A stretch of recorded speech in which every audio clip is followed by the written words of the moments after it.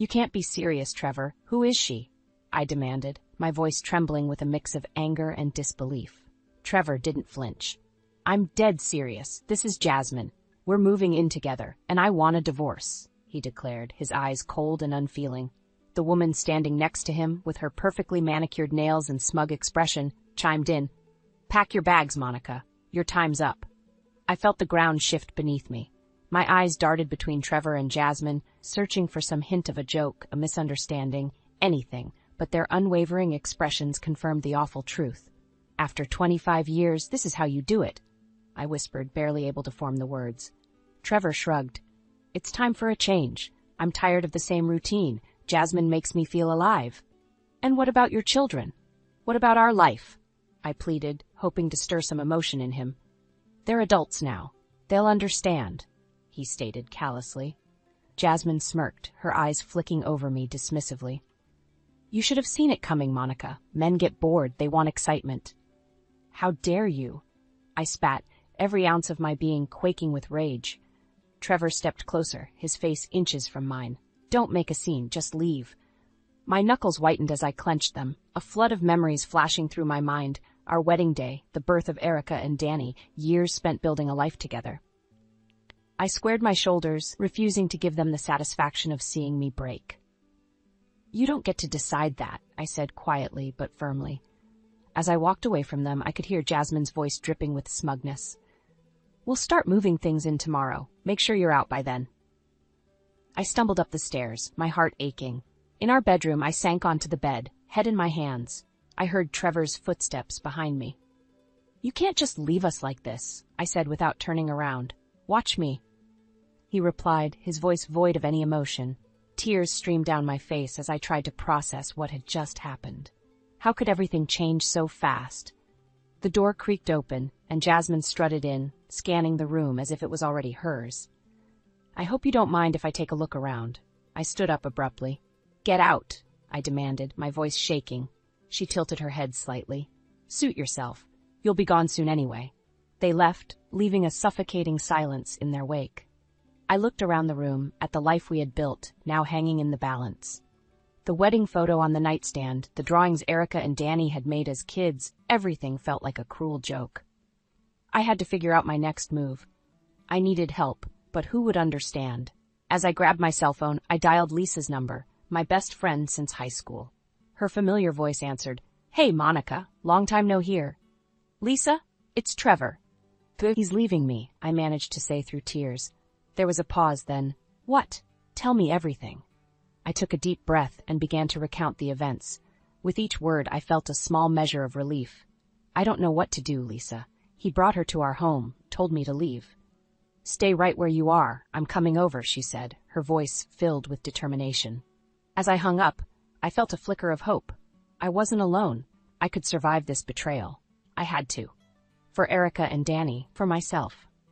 I heard the garage door open and close at odd hours, signaling Trevor's comings and goings. Most nights he didn't come home at all. When he did, it was usually with Jasmine. She treated our home like it was hers, strutting around with a possessive air that made my blood boil. Today was no different. I was in the kitchen when they walked in, laughing about something trivial. Trevor barely glanced at me as he passed by, heading straight into the living room. Don't you have something better to do? Jasmine sneered, eyeing the grocery bag in my hand. I didn't respond, focusing on unloading the groceries, anything to keep my hands busy and my mind off the venomous words that burned inside me. She strolled over to the dining table, deliberately knocking over a vase of fresh flowers. Petals scattered across the table, a once beautiful arrangement, now a mess. Oops, how clumsy of me, she said with a fake gasp. I clenched my jaw. Why do you keep coming here, Jasmine? You have your own place. She smirked, tilting her head. Because I can. Trevor likes having me around. Don't you, sweetheart? She called out to Trevor, who was mindlessly flipping through TV channels. Yeah, sure. Trevor responded without enthusiasm, his eyes glued to the screen. In that moment, the phone rang, startling all of us. I picked it up, recognizing Erica's voice immediately. Hey, Mom, Danny and I are coming home this weekend. We thought it'd be nice to spend some time together. Is that okay? Of course, sweetie. I can't wait to see you both, I said, forcing a smile into my voice. See you soon. Love you, she said cheerfully before hanging up. I turned back to see Jasmine leaning against the counter, arms crossed. Looks like the kids are coming over. Should we tell them the news, or do you want the honors? They're coming to see their mother, not you, I snapped. Trevor finally tore his eyes from the TV. They should know. Sooner or later, they'll find out, he said dismissively. Not now, I insisted, my voice trembling. We'll talk when they're here. Jasmine rolled her eyes. Fine, just make sure you're ready for that conversation. The weekend arrived quickly. Erica and Danny burst through the front door, filling the house with the laughter and liveliness it had been missing. I hugged them both tightly, savoring every moment. Mom, is everything okay? You seem off, Erica observed, her brow furrowed in concern. Danny nodded, glancing towards the living room where Trevor and Jasmine were sitting. Yeah, what's going on? He asked. Taking a deep breath, I led them to the kitchen, away from prying eyes. There's something you need to know, I began, struggling to find the right words. Your father and we're getting a divorce. He's been seeing someone else. Erica's eyes widened in shock, while Danny clenched his fists. Are you serious? Dad, how could you? Erica shouted as she stormed into the living room. Trevor looked up at her, unbothered. It's complicated. We're just going in different directions. Danny followed, his voice trembling with rage. Complicated? You're destroying our family. Jasmine stood up, looking between all of us. Trevor needs someone who can keep up with him. Monica couldn't handle it. Simple as that. The room fell into a tense silence as Erica turned to me, her eyes filled with empathy and anger. Mom, we'll help you through this. You don't deserve any of this, she said softly. Danny nodded. We'll make sure you're okay. You're not alone. In that moment, I felt a surge of strength. Their love and support gave me hope. This was just the beginning, but already I felt a resolve solidifying within me. With Erica and Danny by my side, I could face whatever lay ahead. Sunday morning, the weight of last night's conversation hung heavily in the air. Erica and Danny were unusually quiet during breakfast. Trevor and Jasmine, predictably, were nowhere to be found. As we cleared the plates, Erica turned to me, her eyes filled with concern. Mom, you should really think about the divorce. Get ahead of this, she urged, her voice steady. I know, sweetheart, but it's all so overwhelming, I replied, wiping my hands on a dish towel. Danny joined in, his tone filled with determination. We're with you, Mom. You don't have to face this alone. Just then, the front door opened and Trevor walked in, followed by Jasmine. They were laughing, oblivious to the emotional wreckage they had left behind.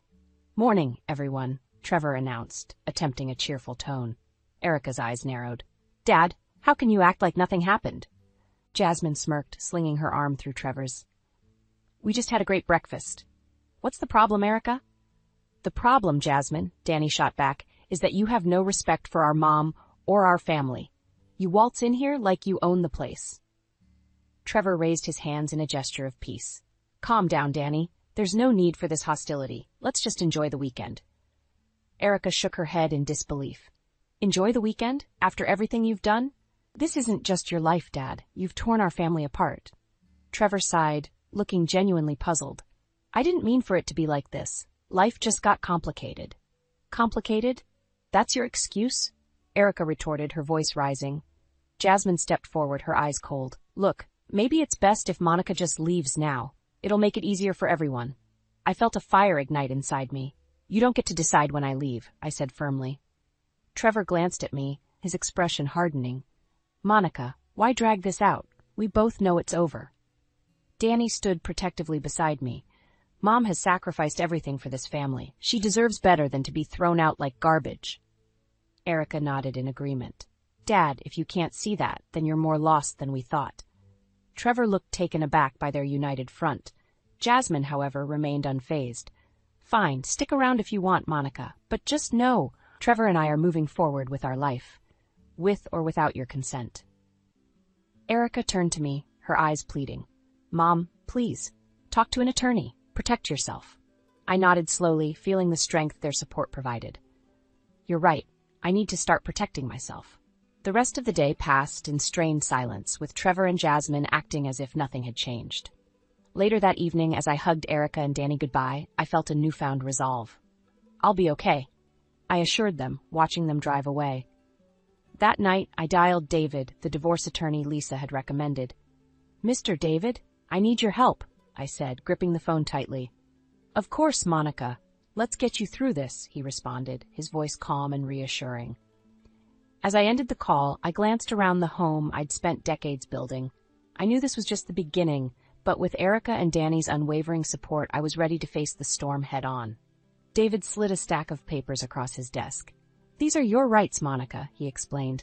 "You deserve a fair settlement, property, alimony. Don't settle for less." I nodded, absorbing his words. "Thanks, David. I just don't know where to begin." "One step at a time," he assured me. "We'll start with the divorce papers. Have Trevor served. It's critical that you protect yourself immediately." "I appreciate that," I replied, holding the papers tightly as if they were a lifeline. Back at home, tension hung thick in the air. Trevor and Jasmine were in the living room, their laughter grating on my nerves. I took a deep breath and entered. "Trevor," I said, my voice steady, "I'm serving you with divorce papers. I've contacted a lawyer, and I'll be moving forward." His laughter stopped abruptly, replaced by a look of surprise. "You're serious?" he asked, bewildered.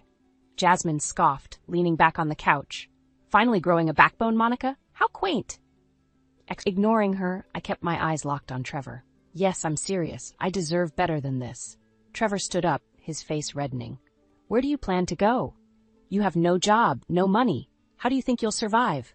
"I'm reactivating my nursing license," I announced. "I can take care of myself, and I'll get back to working."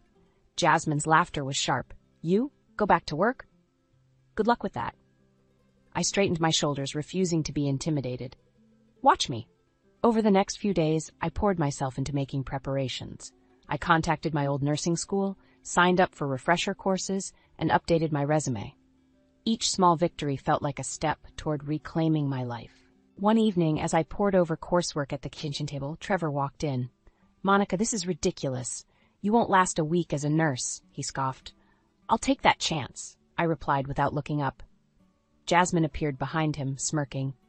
"You're really determined to prove us wrong, huh? It's almost admirable." "Almost," Trevor added with a sneer. Ignoring their jabs, I received an email from a nearby clinic looking for part-time nurses. A smile crept onto my face. "I have an interview tomorrow," I announced. Trevor rolled his eyes. "Good luck with that. Don't come crying when you fail." The next day I walked into the clinic, heart pounding. The interview went smoothly, the familiarity of the medical environment settling my nerves. I knew I could do this. Leaving the clinic, I felt lighter, my steps more confident. Later, as I packed some of my belongings, I came across an old photo of Trevor and me on our wedding day. I stared at it for a moment before placing it in the box labeled Past. That night, I called Erica and Danny, sharing the day's events. "I'm so proud of you, Mom," Erica said, her voice filled with joy. Danny chuckled, adding, "You're showing them you're stronger than they ever thought." Their support filled me with a renewed determination. I knew the road ahead would be challenging, but I was ready. The next chapter of my life was beginning, and I wasn't looking back. "Trevor, we need to talk," I said, standing firm in the living room, holding the finalized divorce papers. Trevor looked up from the TV, an annoyed expression on his face. "What now, Monica?" "These are the terms," I stated, handing him the documents.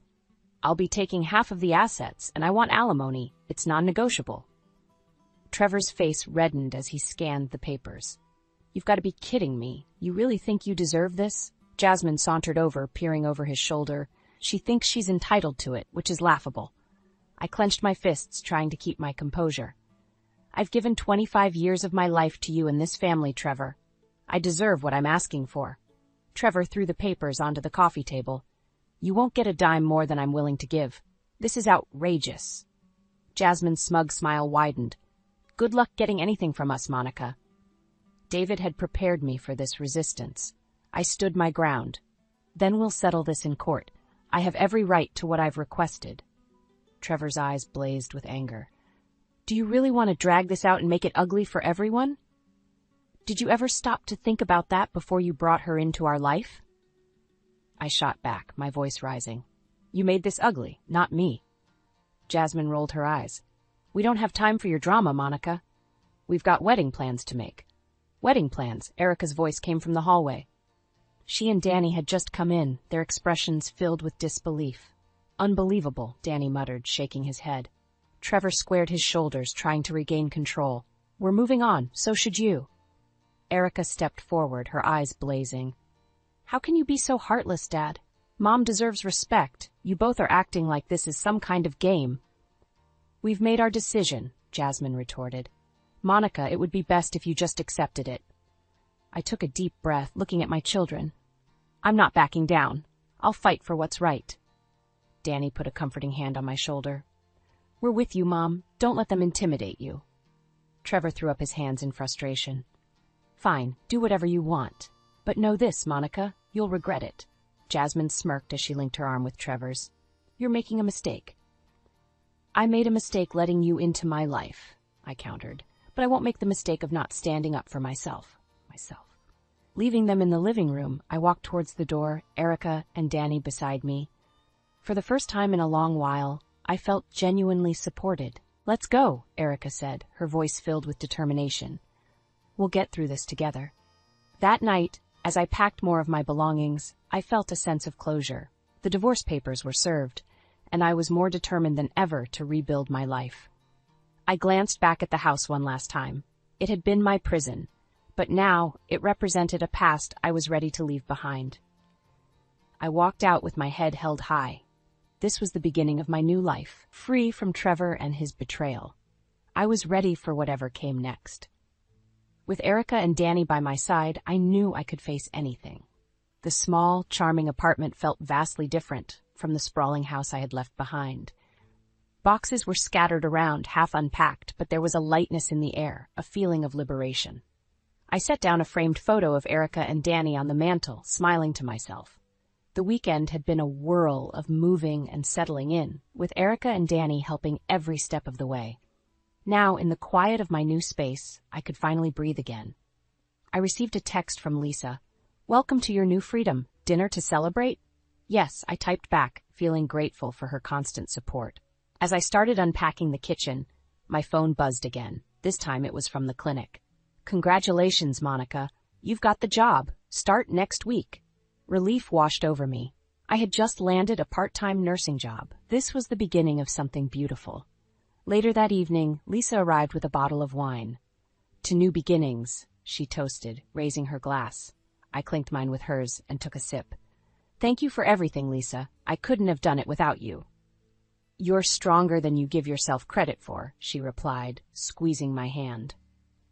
By Monday, I was already settling into my new routine. I joined a yoga class at the local community center and signed up for a book club. It felt good to be reconnecting with old passions. That week, I walked into the clinic, greeted by the hustle and bustle of healthcare. The familiar scent of antiseptics and the hum of activity was oddly comforting. Julie, a nurse colleague, introduced herself.